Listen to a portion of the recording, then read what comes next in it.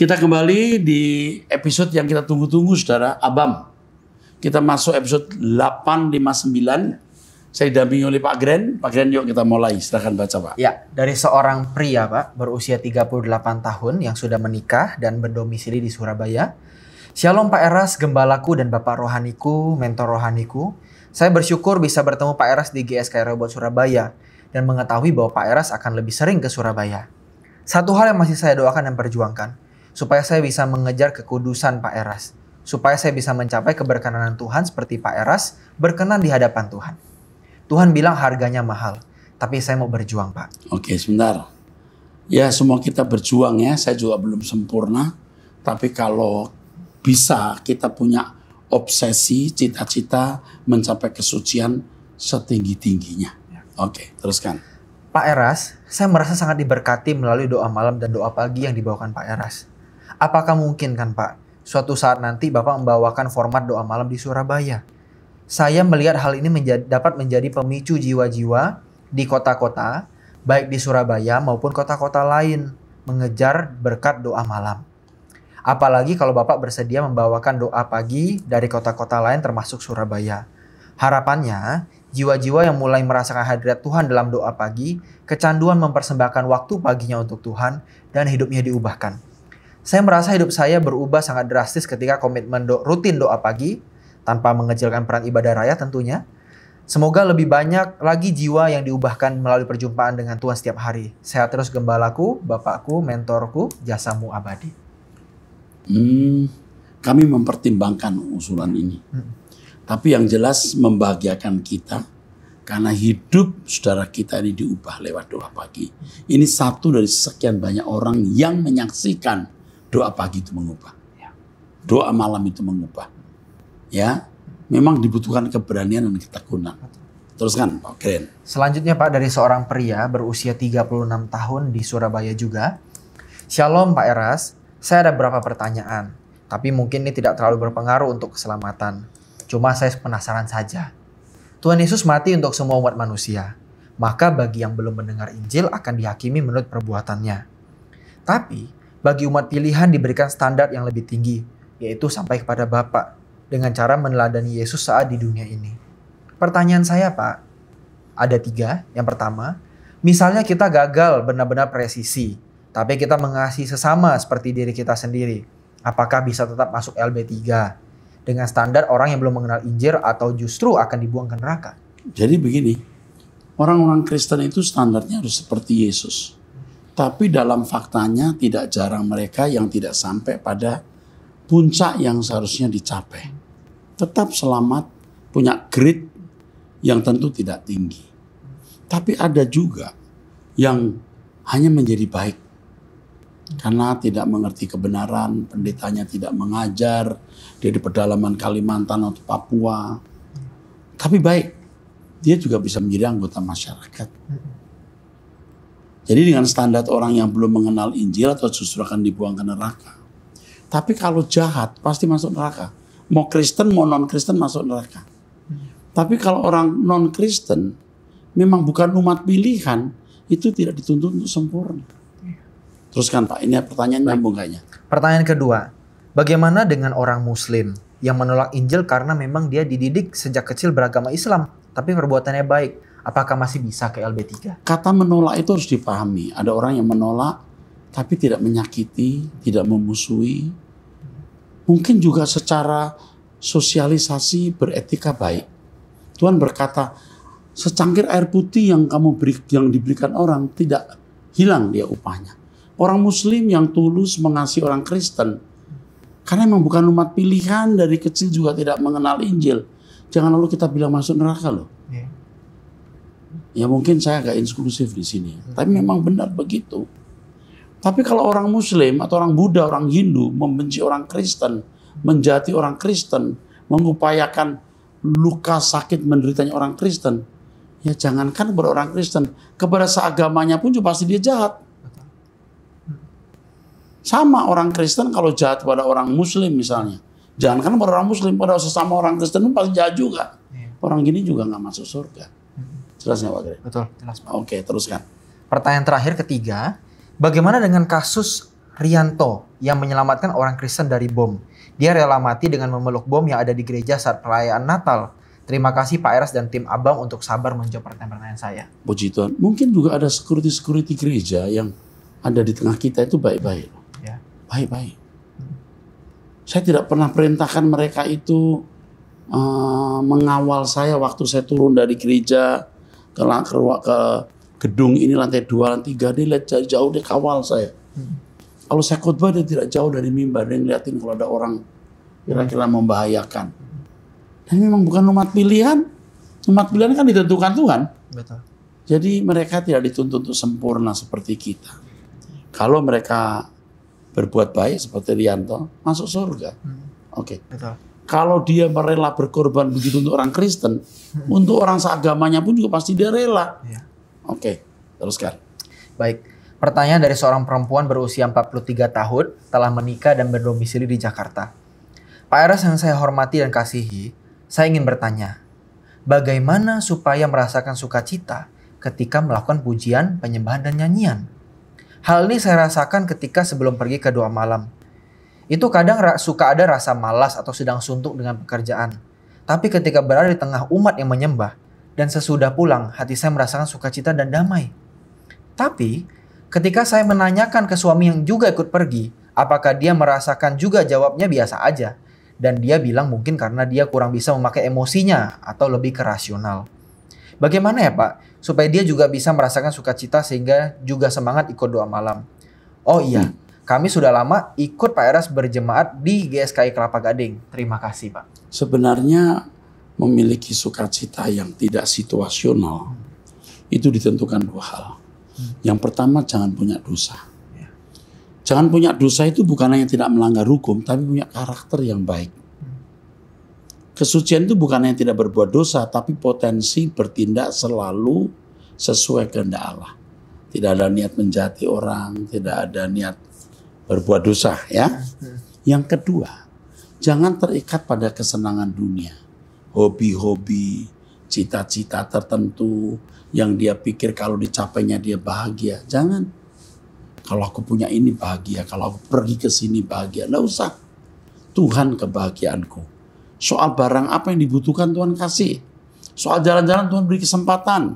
Tapi jangan jadi tujuan itu. Jika kita memiliki 2 hal ini, bahagia kita tidak situasional. Di dalam doa menyembah sukacita, di luar pun sukacita. Tapi pasti kalau di tengah-tengah berdoa lebih sukacita. Nah, suami Anda ini mungkin belum pecah hatinya. Ya, tidak menuduh ya. Kadang-kadang masih ada dosa-dosa ya. Masih suka nonton film porno, pikiran masih jorok. Nggak bisa punya sukacita. Oke, teruskan. Oke. Baik, selanjutnya dari seorang perempuan berusia 35 tahun, menikah dan memiliki 3 anak yang masing-masing berusia 11 tahun. 5 tahun memiliki kebutuhan khusus dan juga 2 tahun tinggal di Depok. Shalom Om Eras, Bapak Rohaniku, dan tim Abam yang senantiasa selalu menyadarkan imanku untuk ingat pulang ke langit baru, bumi baru. Saya jemaat online Rehoboth sejak awal pandemi tahun 2019. Saat sedang isolasi mandiri dan langsung jatuh cinta dengan isi khotbah Om Eras. Saya bergereja di sebuah gereja Pentakosta karena di satu sisi bapak mertua adalah penatua di sana. Jadi suami seperti wajib mengikuti. Sedikit saya mau bercerita tentang pribadi suami saya Om. Sejak awal menikah, sebenarnya banyak kebaikan Tuhan yang saya rasakan untuk dia dengan banyaknya kekurangan dia yang saya tahu. Tapi seolah Tuhan menguatkan saya untuk terus mendampingi dia menjadi pribadi yang lebih baik. Sehingga saya tidak bisa pergi meninggalkan dia. Di tengah kekurangan dan kelemahan dia, 3 tahun lalu, akhirnya suami diangkat menjadi seorang majelis gereja. Yang mana saya tangkap suara Tuhan yang ingin mengikat dia dalam persekutuan lebih dalam supaya dia tidak neko-neko lagi. Dan saya akhirnya mensupport pelayanan dia. Tapi memang Tuhan mau hambanya yang dipakainya hidup kudus. Sehingga yang saya pikir juga suami sudah berubah baik, tidak akan menyentuh obat terlarang. Lalu dia masuk penjara. Masuk penjara ya, oke. Ya, terus. Ini kali kedua dia berurusan dengan polisi. 4 tahun lalu, dia tertangkap membeli pil narkotik, tapi tidak ada orang lain yang tahu. Dan keluarga bisa langsung membebaskan dia Jadi hanya 2 malam dia di tahanan. Tapi yang kali ini dia kena vonis 3 bulan 15 hari. Sebenarnya kasus dia masuk penjara kali ini bukan karena obat terlarang Om, tapi berhubungan dengan pekerjaan. Tapi cara Tuhan memang ajaib membuka jalan untuk saya menangkap rasa Tuhan yang mau mengungkapkan masalah yang sebenarnya. Dan itu lebih dalam karena menyangkut pribadi dia yang belum beres. Jadi, saya minta dia jujur kepada Tuhan dan minta ampun. Dan akhirnya dia ada mengakui kalau sudah 3 kali mau mencoba memakai obat terlarang. Dan ada kegiatan atau keinginan menjual obat terlarang tersebut untuk cepat mendapatkan uang. Hati saya hancur Om. Ternyata tidak berharga saya dan anak-anak di mata dia. Tapi saya semakin mengerti berharganya saya di mata Tuhan. Sehingga Tuhan tambah kuatkan iman saya. Ini hebat loh wanita ini. Hebat wanita ini. Terus? Yang saya mau tanyakan Om. Respons apa yang harus saya tunjukkan saat pertama kali bertemu dia? Dan bagaimana menjalani rumah tangga ke depannya? Saya marah, saya hancur, tapi saya semakin kuat dan sadar. Kalau tanpa dia pun sebenarnya mampu membesarkan anak-anak. Saya mau konseling pernikahan Om. Saya mau dia didoakan doa pelepasan karena di gereja kami tidak ada Om. Maaf panjang ya Om. Sebenarnya masih banyak hal yang mau saya tanyakan. Tapi biar melalui jawaban Om Eras di Abam bisa meringankan salib yang saya pikul ini. Tuhan Yesus memberkati dan senantiasa menyehatkan Om Eras serta tim. Oh iya, dia akan bebas pada bulan Desember nanti. Dan saya pun masih bingung akan menyebut dia ke LP, Lembaga Pemasyarakatan, atau menyuruh dia pulang naik transportasi online dengan membayar di rumah. Karena banyak hal yang mau saya tumpahkan ke dia, tapi saya masih belajar mengontrol emosi untuk tetap bisa tenang dan tapi tetap tegas dalam bertanya atau menyampaikan hal-hal yang mengganjal di hati saya. Terima kasih Bapak Rohaniku dan tim. Jangan merekayasa perkataan apa yang kamu mau buat. Jadi kamu doa pagi bersama saya, doa bersama, bila perlu puasa, mendengarkan khutbah. Nanti Roh Kudus akan taruh perkataan itu. Jadi saya tidak mengajari harus ngomong apa. Ya. Saya memiliki naluri bahwa kamu masih harus menerima dia. Karena pria ini sebenarnya pria yang didoakan oleh orang tuanya. Kalau bukan didoakan dia sudah hancur, habis. Dan yang kedua, kamu adalah orang yang dipilih Tuhan untuk menjadi berkat. Suatu hari kamu akan tahu betapa beruntungnya kamu punya suami dia. Karena kamu terpacu untuk hidup benar, terpacu untuk hidup kudus, terpacu untuk hidup benar. Ini luar biasa. Sebaiknya nanti kamu jemput dia di penjara, lapas. Dan jangan banyak ngomong, jangan banyak bicara. Dia juga sakit ya. Ini orang jiwanya sakit. 2 kemungkinan di penjara dia bertobat, atau kedua dia belajar lebih jahat. Belajar narkoba, belajar macam-macam. Tapi Tuhan beserta kamu. Ingat, bergantung saja. Ku berlindung padamu, Bapa. Ya itu aja. Tuhan lindungi kamu. No program, no system, human not error. Jangan punya program, jangan punya sistem, Roh Kudus yang pimpin. Kamu saya katakannya luar biasa. Teruskan. Baik Pak. Dari seorang pria berusia 51 tahun, menikah dan berdomisili di daerah Yogyakarta. Pak, sebenarnya lebih ke saran. Jadi setiap mengikuti Abam sejak awal, dulu Bapak Erastus selalu menjawab demikian. Harus lihat yang sudah saya jelaskan di Abam nomor sekian. Mohon, setiap ada jawaban seperti ini, sebaiknya disertakan linknya. Sehingga setiap orang yang bertanya bisa langsung klik link untuk mendapatkan jawabannya. Jadi akan lebih mudah jika tidak harus scroll mencari video YouTube yang Bapak Erastus maksudkan. Sehingga sebagai jawaban atas pertanyaan yang sudah ratusan, 800-an sekian, apalagi jika judulnya tidak disebutkan, maka akan lama mencarinya, bahkan makin sudah tidak ingat lagi fokus pertanyaannya karena buka video satu persatu. Sehingga mengaburkan semangat yang awalnya mencari jawaban. Terima kasih Tuhan memberkati. Oke. Kalimat itu sudah tidak pernah saya ucapkan lagi. Kalau dulu masih sedikit, jadi saya masih ucapkan. Kamu lihat, sekarang udah ratusan, sehingga tidak bisa saya ini lagi. Tetapi saya memberi jalan keluar bahwa Abam ini diketik Abam ini jadi buku sebenarnya, ya kan? Nanti coba dilihat, ini tolong sampaikan dipisah-pisah kasusnya. Supaya kalau kasus rumah tangga, kasus perceraian, kasus apa bisa dipisah-pisah. Tapi ini usulan yang sangat brilian. Terima kasih untuk usulannya. Kami sangat memperhatikan. Gara-gara usulan ini saya perintahkan agar dipisahkan pertanyaan-pertanyaan, jenis pertanyaan dan jawabannya. Ya, baik. Mantap, terima kasih. Terima kasih Pak.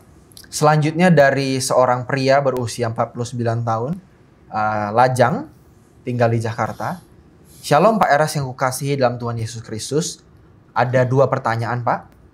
Pak, di dalam 1 Korintus pasal 1 ayat 22 dan 2 Korintus 5 ayat 5 tentang jaminan kuasa Roh Kudus, apakah ayat ini berkaitan satu sama yang lain? Tolong penjelasannya. Waduh, saya mesti baca dulu ya. Ya. 1 Korintus 1, 22 konteksnya apa? 2 Korintus 5 ayat 5 konteksnya apa?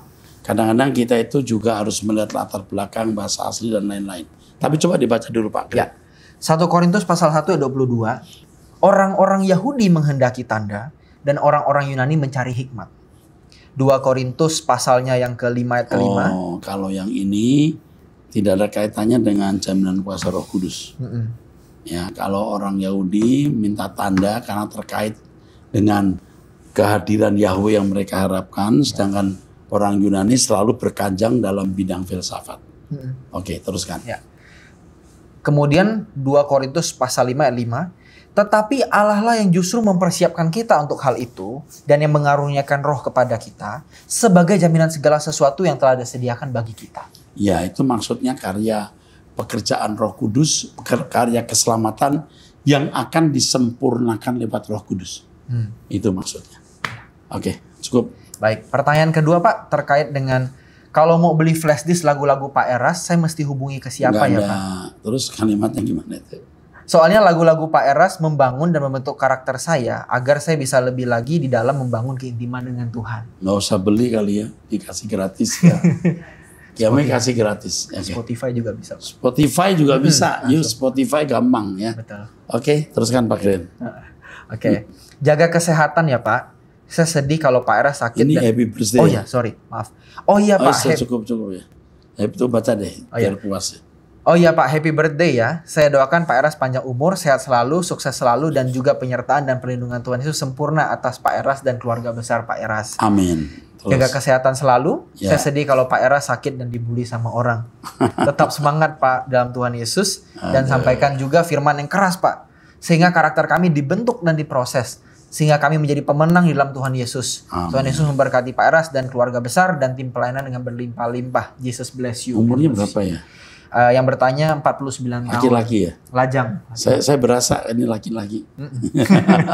Sering pertanyaan saya bilang ini laki. Oke. Terima kasih bro.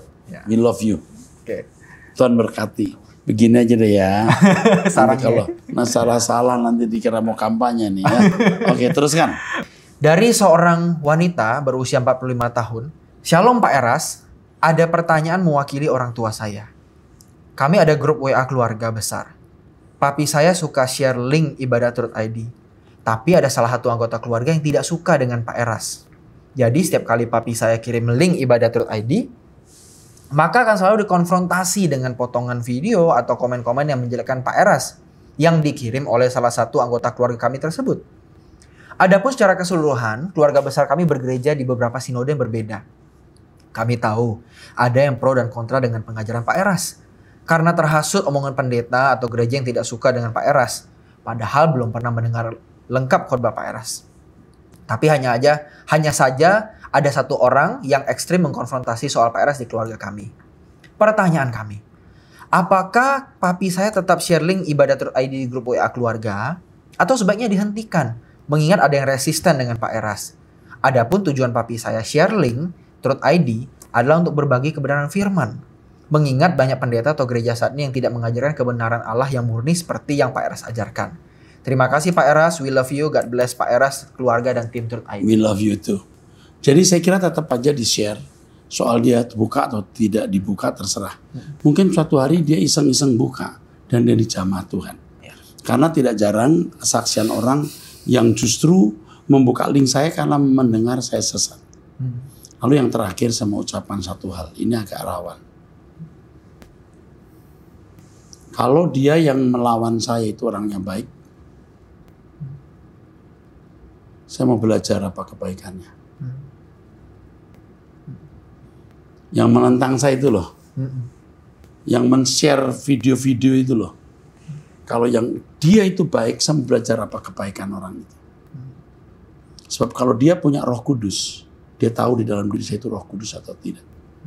Kalau dia orang baik, dia punya nurani baik, dia akan tahu saya ini membela pekerjaan Tuhan, hidup kudus atau tidak. Sebab orang baik itu bisa menilai orang lain baik. Orang yang nuraninya baik itu bisa menilai orang lain yang nuraninya baik. Tapi kalau hati orang bengkok, dia tidak bisa mengenali kebaikan orang. Jadi coba ya, kita semua juga berusaha atau belajar untuk bisa punya nurani guna bisa membedakan orang jahat atau tidak. Saya belajar dari satu pengalaman. Saya di luar negeri ketemu dengan seorang yang punya gereja. Lalu gereja ini suka mengundang pendeta dari Jakarta, dari Indonesia.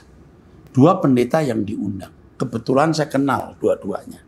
Yang satu tidak terlalu akrab, tapi yang satu ini seorang pendeta yang pernah melakukan pelanggaran moral dan hidupnya menurut saya tidak bersih. Sampai dia, ya saya kenal ya, saya nggak perlu menghakimi. Yang satu ini udah cukup umur. Ya. Pernah juga siaran dengan saya di televisi. Ketika gereja itu tanya, bagaimana Pak Eras? Ini yang moralnya rendah ini, berkata hati-hati loh, sesat ya. Tapi ya ini, seorang lain ini yang menurut saya nuraninya baik berkata, coba perhatikan dulu, mungkin maksudnya Pak Eras tidak begitu. Padahal dia nggak baca loh. Jadi kalau orang nuraninya baik, itu menilai orang juga bisa lebih presisi. Tahu ya Pak Pendeta?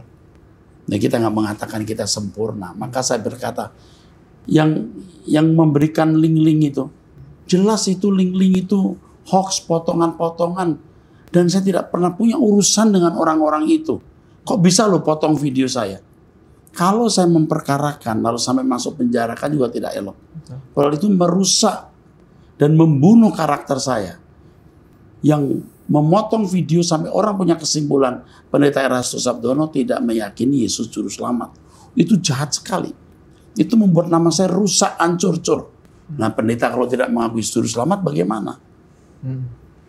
Tapi kalau kita memperkarakan lalu sampai orang masuk penjara kan juga nggak elok dan kita juga tidak matang, nggak jadi contoh. Nah jangan men-share yang begitu ke orang. Walaupun tidak kenal saya, apa sih untungnya? Pernah kenal nggak Erastus? Yang berjuang dari demi hari demi keselamatan orang, pendidikan, remaja, anak-anak untuk diselamatkan. Kalau sampai saya tidak apa-apa, tidak punya dana, banyak anak-anak mati. Berhenti sekolah. Betul nggak? Kejam kan? Nah manusia macam apa orang-orang itu?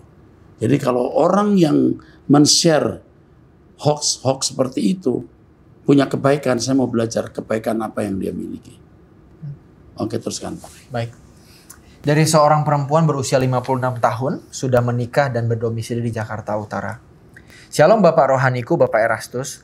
Saya terbeban dan rindu untuk melayani jemaat lansia di gereja saya Pak. Setelah mendengar pengajaran kekudusan dan berkemas-kemas untuk ke LB3 dari Bapak. Tapi bagaimana caranya ya Pak? Karena kepada lansia kan tidak bisa se ekstrim dengan jemaat dewasa. Selain tubuh yang mulai rapuh juga daya ingatnya. Mengingat lansia justru adalah usia yang disegerakan atau urgent untuk diajak berkemas-kemas ya Pak. Mohon arahannya Pak. Barangkali di GSKI ada buku-buku pemandu atau renungan yang khusus agar mudah diajarkan. Terima kasih sebelumnya, Tuhan memberkati. Kepada orang tua kita tidak harus berkhotbah, berteologi, cukup memberikan kasih sayang. Itu cukup. Di situ orang tua bisa dipersiapkan masuk langit baru dan bumi baru. Adapun bahan-bahan untuk lansia bisa dihubungkan ke PST.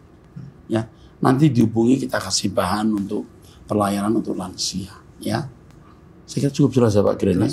Oke, teruskan. Baik, selanjutnya dari seorang pria di Manado. Shalom Pak Pendeta. Dalam Kisah Para Rasul Act 5 verse 30, di sini diambil dari King James Version. The God of our fathers raised up Jesus, whom ye slew and hang on a tree. Pak Pendeta, mana yang benar? Disalib atau digantung di atas pohon seperti ayat tadi? Terima kasih, Tuhan memberkati. Coba dibaca bahasa Indonesianya Pak. Bahasa Indonesianya di Kisah Para Rasul 5. pasal 5 ayat ke-30. Karena seringkali terjemahan bahasa Inggris itu juga harus dipahami dengan pikiran Inggris, Ya. bukan pikiran Indonesia. Betul. Oke ya, terus bagaimana kalimat? Kisah Para Rasul 5 ayat 30. Allah, nenek moyang kita, telah membangkitkan Yesus yang kamu gantungkan pada kayu salib dan kamu bunuh. Iya. Sebenarnya salib itu bentuknya seperti T atau seperti I juga masih menjadi persoalan. Tapi yang penting bukan soal digantung atau bagaimana. Yang penting Yesus benar-benar menderita dan mati. Terkutuklah orang yang tergantung di atas kayu salib. Itu yang penting. Benar-benar Yesus disalib, entah bagaimana bentuknya, tidak menjadi masalah. Tapi kalau digantung di atas pohon, seperti orang digantung, saya kira tidak. Ya. Karena dia dipaku. Ada kata dipaku di kayu salib. Oke. Terakhir sekarang. Baik, terakhir dari seorang perempuan usia 43 tahun di daerah Magetan. Shalom Pak Eras, saya mengikuti pengajaran Pak Eras dan Ya. hidup saya diubahkan. Meskipun masih jatuh bangun. Banyak sekali yang mengatakan Pak Eras sesat, tapi saya tetap percaya pengajaran Pak Eras yang paling the best. Pak, saya mau membeli buku Kenosis dan buku Corpus Delicti. Tidak bisa. Saya mau membeli di Shopee, tapi tidak bisa cash on delivery atau membayar di tempat. Terima kasih Pak sudah menjadi Bapak rohani saya. Sehat-sehat terus Pak. Oke, tolonglah ini dibantu. Oke, yuk saya bantu. Buku pasti saya bisa berikan. Saya senang membaca pertanyaan yang terakhir ini. Ini orang yang haus dan lapar akan kebenaran. Sampai jumpa di episode yang akan datang. Tuhan berkati.